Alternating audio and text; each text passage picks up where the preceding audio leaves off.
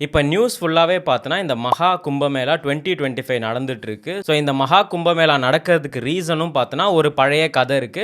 ஒரு மலையில வந்து ஒரு அமிர்தம் வந்து கடைவாங்க. அந்த கடையிறதுக்கு அவங்க என்ன யூஸ் பண்ணாங்கன்னா, இந்த மகாவிஷ்ணு படுத்துட்டு இருப்பாரு. இந்த 5 தல பாம்பு வாசுகின்னு.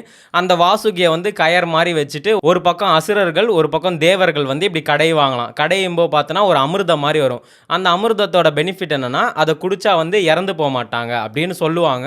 ஸோ அந்த அமிர்தத்த கடையறதுக்கு தான் ட்ரை பண்ணும்போது இந்த தேவர்களுக்கு ஹெல்ப் பண்ண தான் அசுரர்கள் வருவாங்களாம். ஏன்னா அவங்களுக்கு ஒரு பங்கு கொடுங்க எங்களுக்கும் அப்படின்னு சொல்லி. இந்த அமிர்தத்தை கடைஞ்சதுக்கு அப்புறம் ஒரு பானை மாதிரி இதில் போட்டு வச்சிருந்தாங்களாம். அதை பார்த்தா இந்த அசுரர்கள்லாம் தூக்கிட்டு போயிடுவாங்களாம்.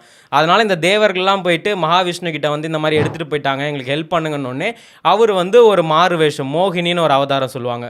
பொம்பளை மாதிரி மாறி அவங்கள மயக்கி எடுத்து வந்தாங்க.